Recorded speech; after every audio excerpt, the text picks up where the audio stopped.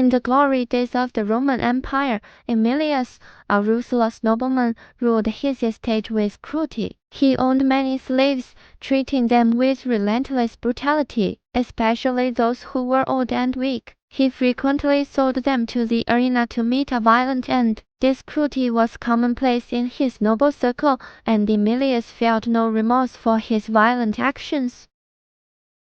Aemilius was married to Livia, and they had a young son. Livia often felt uneasy about her husband's behavior. She knew such cruelty would bring misfortune, but Aemilius refused to change. His heart had been corrupted by power and wealth. One day, Aemilius sold an elderly slave named Aurelius to the arena, a man who had served him faithfully for years. Aurelius was forced to fight wild beasts in a brutal spectacle. He struggled valiantly but was ultimately torn apart. Aemilius watched coldly from the stands, feeling no pity. Shortly after, Aemilius went on an outing with his wife and son, traveling through a remote forest. Suddenly, they were attacked by a group of bandits. Livia and their son were killed in the assault, while Aemilius fled in terror.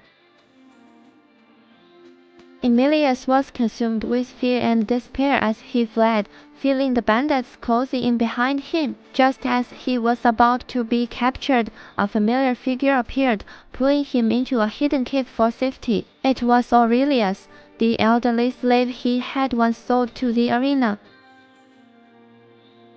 Aemilius stared at Aurelius in disbelief, unable to comprehend that the slave he had mercilessly sent to the arena was now saving his life. Aurelius explained that despite the cruelty he had endured, he chose to forgive, for he believed that forgiveness was the path to true freedom.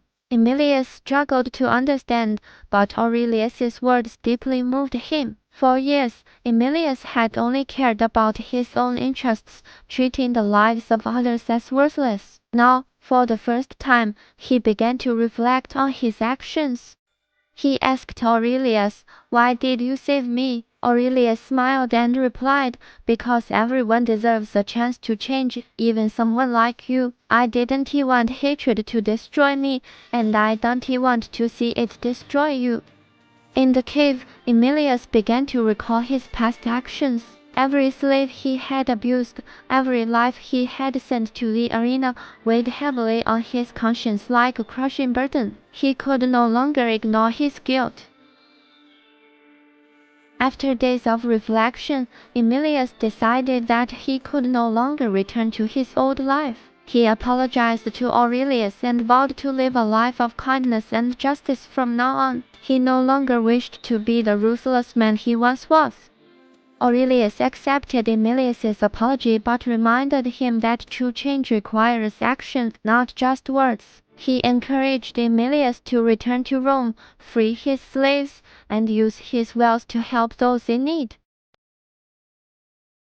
Upon returning to Rome, Aemilius followed Aurelius's advice and freed all his slaves. He also used his wealth to build shelters and help those who, like him, had once been abandoned by society.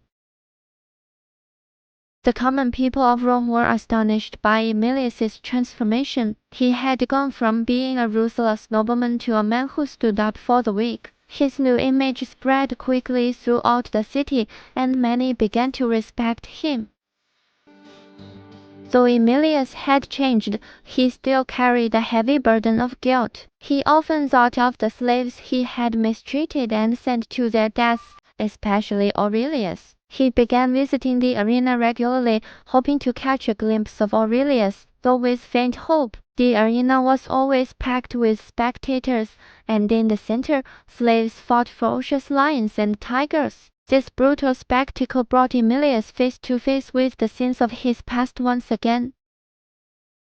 At the arena, Aemilius met several slaves who had been sold to fight alongside Aurelius. They told him that Aurelius had miraculously survived one of the contests and was released afterward, leaving Rome to start a new life. Upon learning that Aurelius had survived, Aemilius's heart was filled with hope. He decided to set out to find the old man, not only to thank him for saving his life but also for teaching him the true meaning of forgiveness and compassion. Emilius's journey lasted several months. He traveled far and wide until he finally found Aurelius in a remote mountain village. Aurelius had completely shed his identity as a former slave and was now living a peaceful and simple life. When Emilius saw Aurelius, he knelt down, tears of remorse streaming from his eyes, expressing endless gratitude and apologies to the old man. Aurelius smiled and helped him to his feet, telling Emilius that forgiveness had already been given many years ago.